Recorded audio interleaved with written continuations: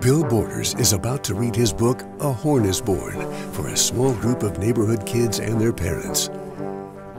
But due to COVID precautions, rather than ask people to leave their shoes outside, Bill has asked the shoes to leave their people outside. Wow, hi. What a good-looking group. Thanks for showing up and coming inside and leaving your people outside.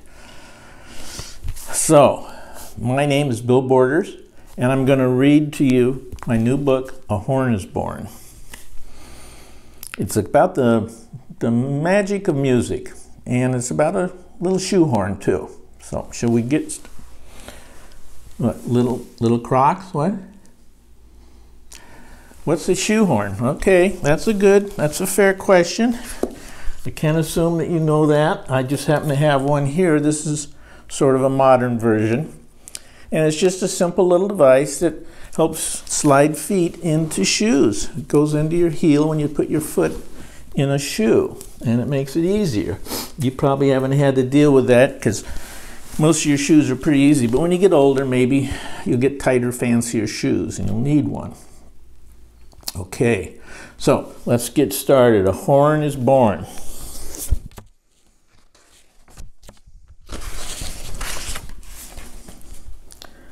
In spite of his age, old Shoehorn was grand, handmade out of brass and with his own stand. His handle was jade and carved. So, kitty shoes, yes. What is jade? Jade is a mineral, a green mineral, and it's a beautiful stone that they polish, and that's what his face is made out of. And why don't we hold the questions until I'm all done, and then we'll have a little question and answer session, okay? That way you won't step on my lines. Okay, his handle was jade and carved with a face that wore a faint smile of wisdom and grace. His only real job was sort of a snooze, just slide stocking feet inside of their shoes.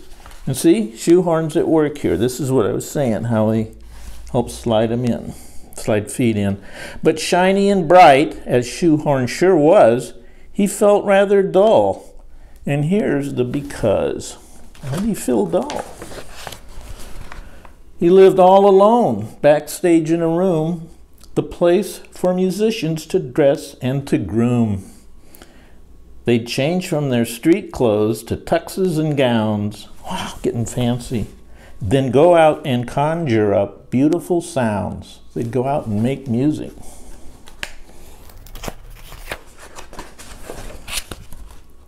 When they returned, awfully pleased with themselves, they'd put all their instruments back on the shelves, and from these high perches in velvety cases, the horns would tease Shoehorn with sour note faces.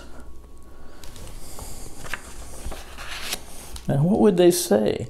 Hey, where are your valves? Le French horn was snide. Trombone bellowed out, dude, you ain't got no slide. I can play loudly or purr with a mute, but heavens, blared trumpet, you can't even toot. And worst thing of all, the flute gave a flout. No keys and no holes for the sound to come out. So they're making fun of Shoehorn because he doesn't have any of these horn qualities. Well, how does he feel about that? Let's see. Look at him. But Shoehorn hung in there and took it in stride. No way would these blowhards put dents in his pride. So what if they figured old Shoehorn's a fake? He always knew someday he'd get his big break. So Shoehorn is pretty positive. And then, on the night of the year's biggest show, as the players were dressing, one hollered, "Oh no, what happened?" The piccolo player had jumped to his feet at the sound of a crack when his rump hit the seat. The others all turned. Everybody's looking. What was that noise?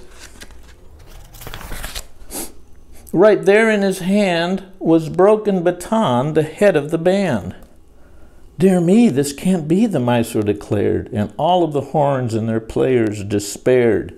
This is the baton that the maestro uses to direct the band, and it's broken. The maestro went pacing and wringing his hands, but he stopped next to Shoehorn, alert on his stand. Look at the maestro's bending down. "Well, look who's here, so lovely and long. You've hung there for years, you've heard every song." Now, here comes a secret that every foot knows. Your ears can feel music right down to your toes. The rhythm and tempo tapped out in a shoe will stick to its shoehorn like musical glue. Who knew? So Shoehorn felt certain, if he got the chance, that he could help Maestro and make his arms dance. The Maestro gripped Shoehorn just like a baton, and then waved him and shouted, "The show will go on." While out in their seats sat a fidgety crowd, "What's taking so long?" they wondered out loud. Then in strode the Maestro with Shoehorn held high. All you could hear was the buzz of a fly. The Maestro tapped Shoehorn 2 times on the stand, which signaled "Get ready" to all in the band. Here he goes. And then in an instant, proud Shoehorn took flight. He zigged up and down, he zagged left and right. Look at him go. And on went the show for 2 toe-tapping hours.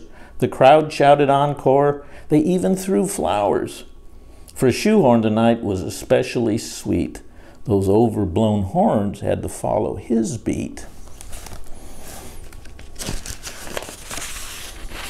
And above the ovation, so ovation is applause, above the ovation which roared like a storm, the Maestro yelled out, "You were born to perform." Such praise from the leader gave Shoehorn a thrill. He knew that batons were the shoes he would fill.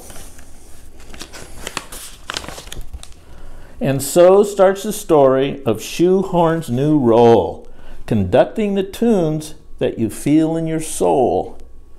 Now, if you look closely above his carved chin, you'll find his faint smile has become a big grin. We can see his teeth finally. And that's Shoehorn's story. Thank you. Oh, please. Wow. I hate to be one of those announcers who uses the word amazing too loosely, but what can I say? That truly was amazing. The applause would be deafening right now. And surely, if they had them, these shoes would be all brought to their feet. Thank you. Okay, now I said we'd take some questions and answers, right? When we're all done. So I'll take some questions and I'll try to do the answers. All right? So, Furry Boot, I think you have a question. What's your question, you? Did I do all the pictures? All the pretty pictures? Yes, I did everything here. No, not really. No, there's an illustrator did this, and her name was Melissa Chernoff, and she did all the paintings, and they're really beautiful. She lives in Massachusetts. Isn't she great? And tap shoes? Are those taps? Yep. What is, oh, you don't have a question, you have a statement? The best picture book you've ever heard? Wow, now you want to pursue music for the rest of your life? Wow, well, that's great. Make sure you talk to your parents about that, okay? Yeah, little glitter sneakers there in the back here. Is there going to be another Shoehorn book? We think maybe, but we don't know. Keep your shoelaces crossed. Okay, well, I want to get out here and just shake your hands and say hi to some of you guys. Oh, Bill's going to them now, greeting some of the shoes in person. Oh, what a moment. If only some of the kids themselves could have been here.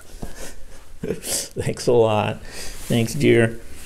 And the parents, wow, thank you, folks, for for bringing your kids' shoes in here, and all the people staying outside. It's nice to meet you. You've been great audience.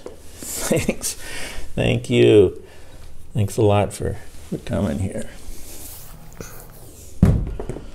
Oh, wow. I was waiting for that other shoe to drop. Thank you. Well, there you have it. Literary history. Certainly the first ever reading of a picture book to a group of shoes. And you were there.